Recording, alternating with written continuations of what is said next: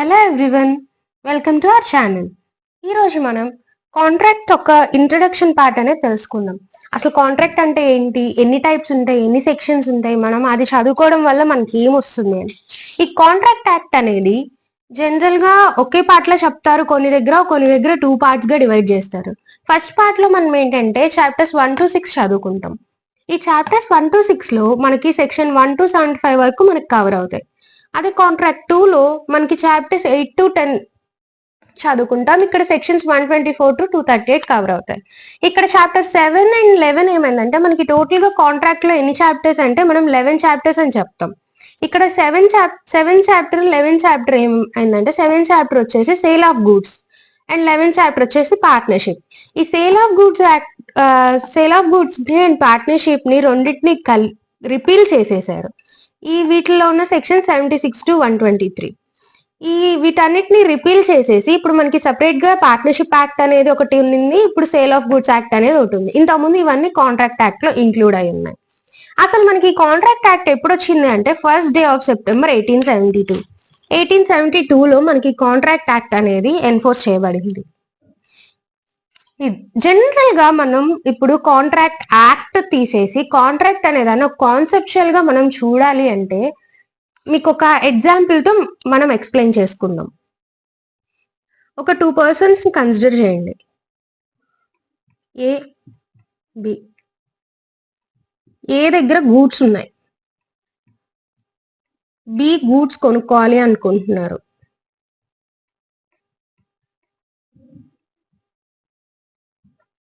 General casual talks లో ఏ వచ్చేసేసి నా దగ్గర గూడ్స్ అనే దానికన్నా బదులు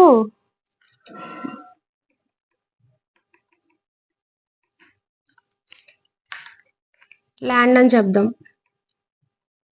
మనకి ఈజీగా ఉండడం కోసం. బి అనే అతను ల్యాండ్ కొనుక్కోవాలనుకుంటున్నారు. ఈ ఏ అండ్ బి మాట్లాడుకునేటప్పుడు లేకపోతే ఏదో ఒక రకంగా ఏ నేను అమ్మాలి అనుకుంటున్నాను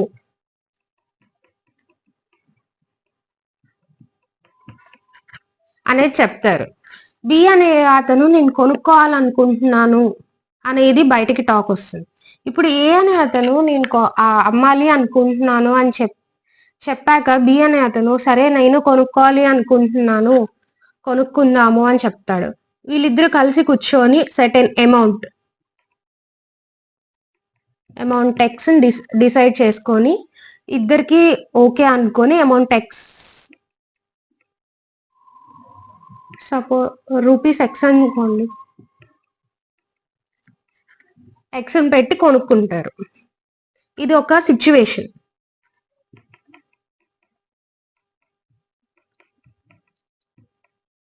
రూపీస్ ఎక్స్ పెట్టి కొనుక్కుంటారు. ఇక్కడ వీళ్ళు ఏం చెప్తారు, రిజిస్ట్రేషన్ అయిపోయాక నేను అమౌంట్ పే చేస్తానా అని, లేకపోతే ముందు కొంచెం హాఫ్ అమౌంట్ ఇచ్చాక మొత్తం రిజిస్ట్రేషన్ చేస్తాను అని, ఇట్లాగా వీళ్ళిద్దరి మధ్య డీలింగ్స్ అయినాయి. ఇది ఒక సిచ్యువేషన్ తీసుకోండి. ఇప్పుడు దీన్ని మనం కాంట్రాక్ట్ లో చెప్పాలి అంటే ఇక్కడ చూడండి, సెక్షన్ 2 అనేది కాంట్రాక్ట్ యాక్ట్ లో మనకి డిఫైన్ చేస్తుంది సర్టెన్ టర్మ్స్ కి. మనం ఫస్ట్ కాంట్రాక్ట్ యాక్ట్ అంటే ఏంటి, లేకపోతే దేని కాంట్రాక్ట్ అంటారు, వాటిని అన్నిటిని తెలుసుకోవాలి అంటే ఫస్ట్ మనకి ఈ పదాలు అనేవి మనకు అర్థం అవ్వాలి. అసలు ప్రపోజల్ అంటే ఏంటి, ప్రామిస్ అంటే ఏంటి, ప్రామిసర్ అంటే ఎవరు, ప్రామిసీ అని ఎవరిని అంటారు, కన్సిడరేషన్ ఏంటి. ఈ 4 అనేది బేసిక్ అన్నమాట. ఈ బేసిక్ అనేది తెలిస్తేనే మనకి కాంట్రాక్ట్ యాక్ట్ మొత్తం అర్థమవుతుంది. జనరల్ గా ప్రతి అగ్రిమెంట్ కాంట్రాక్ట్ అనేసుకుంటారు, కానీ ఇక్కడ ఒక సేయింగ్ ఉంది కాంట్రాక్ట్ యాక్ట్ లో.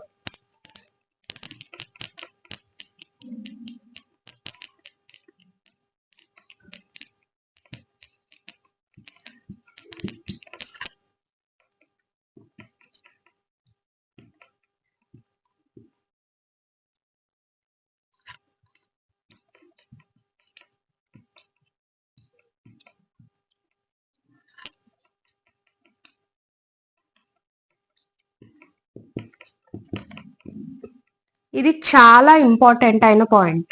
All agreements are not contracts whereas all contracts are agreements. ఇక్కడ మనం ఏంటంటే మనకు ప్రతి కాంట్రాక్ట్ ఒక అగ్రిమెంటే, కానీ ప్రతి అగ్రిమెంట్ ఒక కాంట్రాక్ట్ అవ్వదు. అది ఎలా, ఎందుకు, ఏంటి అనేది మనం ఫర్దర్ గా డిస్కస్ చేసుకుందాం. ఇక్కడ మనం ఇప్పుడు ఈ సిచ్యువేషన్ తీసుకున్నాం కదా, ఏ అనేవాడు స్థలం అమ్మాలనుకున్నాడు, బి అనేవాడు కొనుక్కున్నాడు, ఎక్స్ అనే రూపీస్ కి కొనుక్కున్నాడు. ఇది ఒక సిచ్యువేషన్. ఇక్కడ మరి ప్రపోజల్ అనేది మనం దీనికి ఎలా కనెక్ట్ చేసుకుందాం? ఏ అనేవాడు నేను స్థలం అమ్మాలి అనుకుంటున్నాను అనేదాన్ని మనం ఇక్కడ ప్రపోజల్ అంటాం.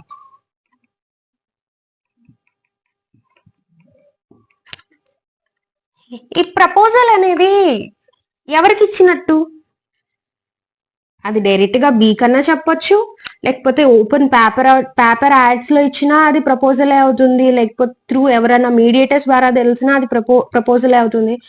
ఏదైనా కూడా ఒక ఇనిషియేషన్ అనమాట. నేను ఇది చెయ్యాలి అనుకుంటున్నాను అని పక్కన వాళ్ళకి తెలియపరిచేది ప్రపోజల్ అవుతుంది. అండ్ అలానే ప్రపోజల్ అనేది ఇతని సైడ్ నుంచి కూడా మనకి రావచ్చు. నేను పలాంది కొనాలనుకుంటున్నాను అనేది కూడా ప్రపోజలే. ఎప్పుడు అమ్మేవాడే ప్రపోజల్ ఇస్తాడు లేదా తీసుకునేవాడు ప్రపోజల్ ఉండదు అని కాదు.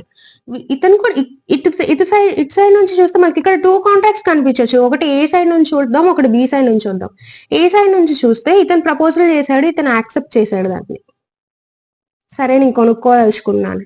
వేరాజ్ బి సైడ్ నుంచి చూస్తే బి ప్రపోజల్ చేశాడు, ప్రపోజల్ పెట్టాడు ఏమని, నేను కొనుక్కోవాలి అనుకుంటున్నాను. ఏ సరే నేను అమ్ముతాను నీకు అని యాక్సెప్ట్ చేశాడు. సో ఇక్కడ ఒకే కాంట్రాక్ట్ లో మనం 2 కాంట్రాక్ట్స్ ని మనం చూడొచ్చు, either side of the parties. So ఇక్కడ ఈ అమ్ముతాను కొనుక్కుంటా అనే దాన్ని మనం ప్రపోజల్ గా తీసుకున్నాం. ఈ ప్రామిసీ అంటే ఎవరు? ప్రామిసీ అంటే ఏంటి అసలు? ప్రామిస్ అంటే ఏంటి?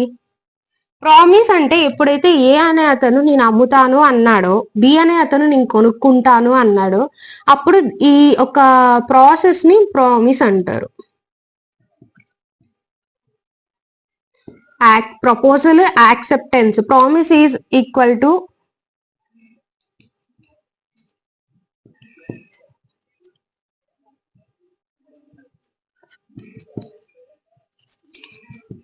Proposal plus acceptance equal to promise. Promise అంటే ఇదే కాంట్రాక్టా? ఇతను ఒకటి ఆఫర్ ఇచ్చాడు, ఇతను యాక్సెప్ట్ చేసేసాడు, ఇప్పుడు ప్రామిస్ అయిపోయింది. ప్రామిసే కాంట్రాక్ట్ అవుతుందా అంటే కాదు, ప్రామిస్ అనేది కాంట్రాక్ట్ అవ్వదు. మనకి ఇక్కడ అది ఎలా అవుతుంది అనేది మళ్ళీ చూద్దాం. ఇక్కడ ఇంకో next section 2 clause C, promisor promisee. Promisor అని ఎవరిని అంటారు, ప్రామిసీ అని ఎవరిని అంటారు?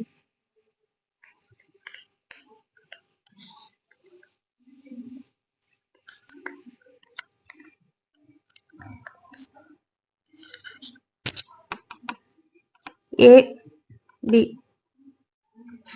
ఇక్కడ ఏ అమ్మాడు,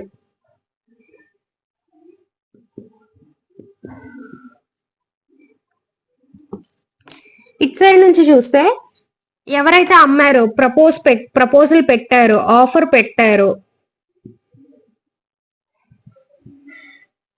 వాళ్ళని మనం ప్రామిసర్ అంటాం. ఎవరైతే యాక్సెప్ట్ చేస్తారో వాళ్ళని ప్రామిసీ అంటాం. అంటే ఇక్కడ దాని ప్రకారం మనకి ఏ వచ్చేసి ప్రామిసర్, బి వచ్చేది ప్రామిసీ. మనం కాంట్రాక్ట్ యాక్ట్ లో మనకి ఒకే ఇద్దరే ప్రతి మనకి లాలో ప్రతి ఒక్క సూట్ లో కానీ ప్రతి ఒక్క ప్రాబ్లం లో మినిమం 2 మెంబర్స్ అనే వాళ్ళు ఇన్వాల్వ్ అయి ఉంటారు. 2 సైడ్స్ ఆఫ్ పార్టీస్ ఉంటాయి, party A party B.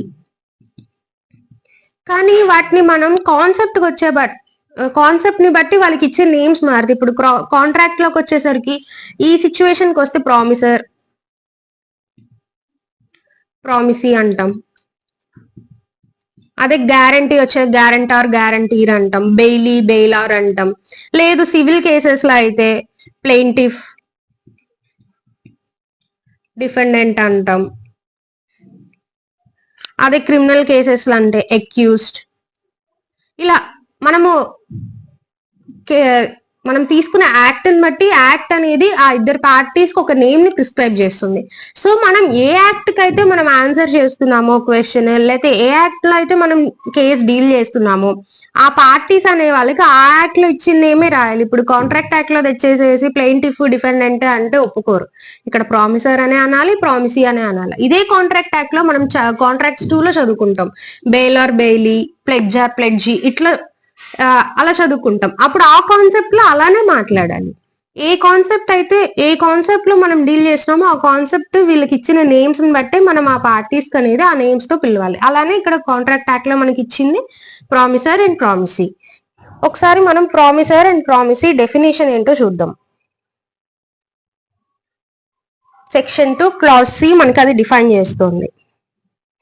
The person making the proposal is called the promiser and the person accepting the proposal is called promisee.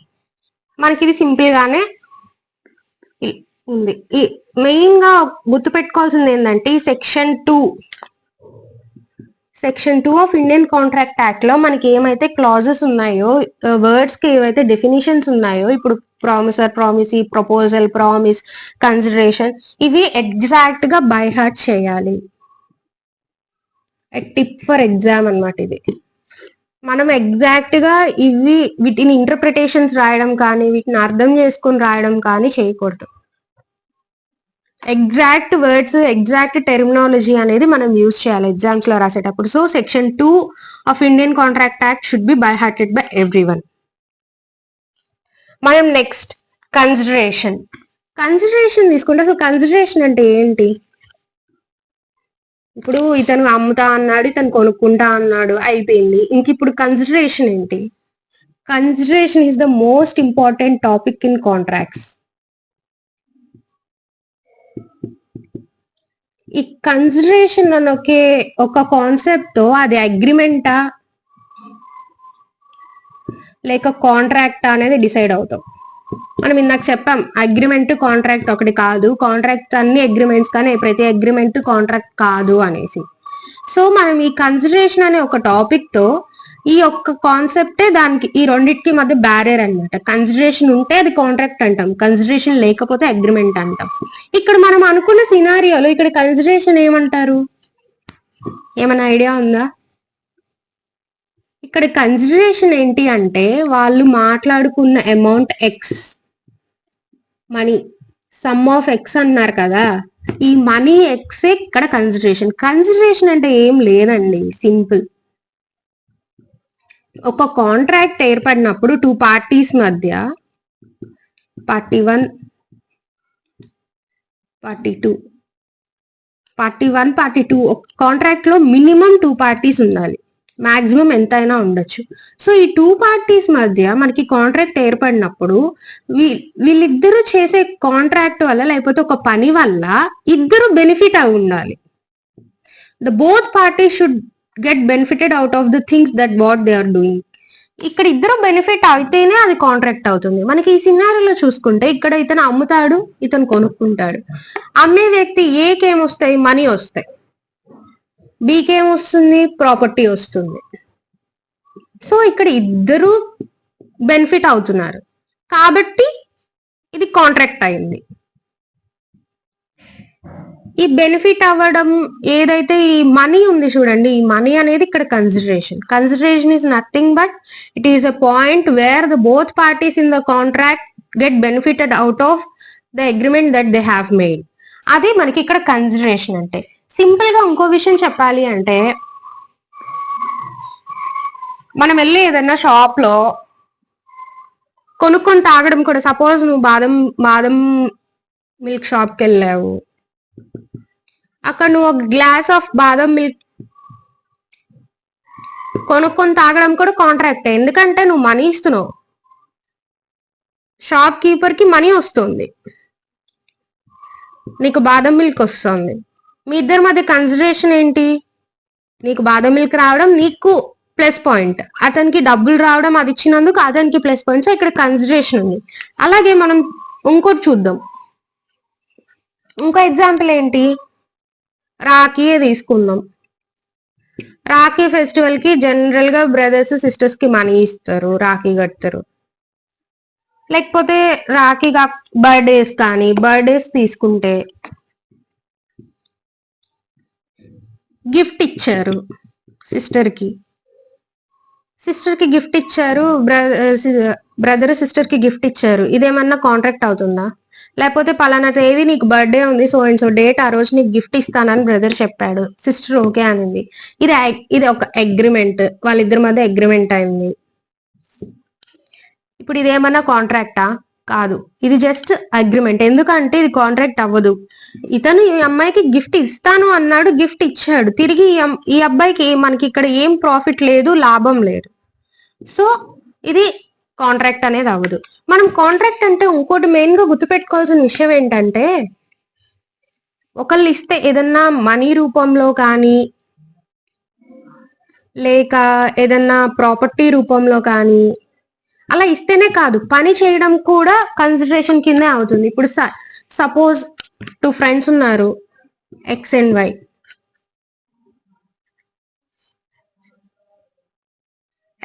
X ఏం చెప్తాడు, నువ్వు సంథింగ్ నాకు, లైక్ మనం ఒక ఎగ్జాంపుల్ తీసుకుందాం. ఎలా తీసుకుందాం అంటే, నువ్వు నాకు నోట్స్ రాసిస్తే,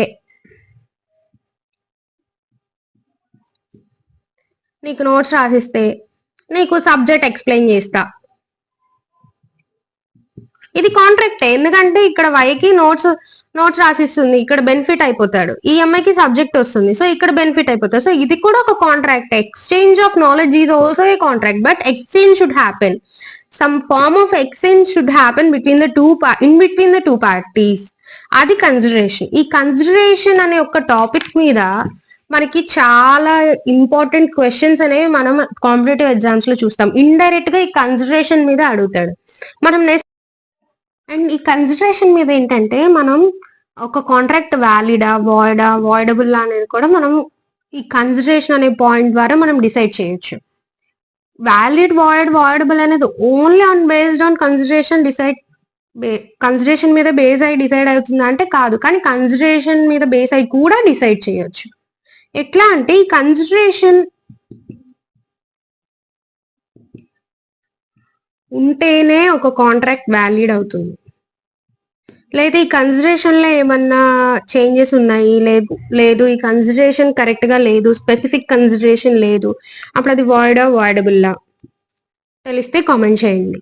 మనం ఈ కన్సిడరేషన్ అనే టాపిక్ బేస్ చేసుకొని వెదర్ ఒక సిచ్యువేషన్ ఇచ్చి based on consideration whether the said contract is valid, voidable or none of the above మనకి క్వశ్చన్స్ కాంపిటేటివ్ ఎగ్జామ్స్ లో వస్తూ ఉంటాయి. సో మనకి ఈ పాయింట్ అనేది అర్థం అవడం చాలా ఇంపార్టెంట్. ఇది ఒక major topic to be discussed in the exam point of view. And ఇలానే కాకుండా మనకి టైప్స్ ఆఫ్ కాంట్రాక్ట్స్ ఉంటాయి. అసలు ఒక ప్రామిస్ చేశాడు ఇప్పుడు ఇతను, అది ఇతనికి చెప్పాడు, ఇప్పుడు ఇతను మార్చుకోదలుచుకున్నాడు అతను ఒపీనియన్, లేకపోతే దీన్ని మోడిఫై చేయాలనుకున్నారు, అది అవుతుందా లేదా. ఇతను ఒక అమౌంట్ ఎక్స్ కానీ చెప్పి ఒప్పేసుకున్నాడు, కానీ ఇప్పుడు ఈ అమౌంట్ ఎక్స్ ని మార్చాలి అనుకుంటున్నాడు, అది ఇతను చేయగలుగుతాడా లేదా. రెసిప్రోకల్ ప్రామిసెస్ అంటే ఏంటి, మోడిఫికేషన్ ఏంటి, అసలు ఎప్పుడు చేయగలుగుతారు, ఏ టైం పీరియడ్ ఏంటి, ఇతను ఒకవేళ ఇతని ప్రపోజల్ మార్చుకోదలుచుకుంటే ఎప్పటి లోపల మార్చుకోవచ్చు, ఆ వ్యాలిడిటీ ఏంటి. ఇట్లా మనం చాలా క్వశ్చన్స్ మనకి ఎరేజ్ అయి ఉంటాయి. వీటన్నిటి గురించి కూడా మనం ఫర్దర్ క్లాసెస్ లో డిస్కస్ చేద్దాము. మీ ఎవరికన్నా ఈ లోపల వీటికి ఆన్సర్స్ తెలుసుంటే, లేకపోతే ఇప్పుడు చెప్పిన క్లాస్ లో కనుక ఏమన్నా క్లారిఫికేషన్స్ కావాలి అంటే కామెంట్ చేయండి. Thank you.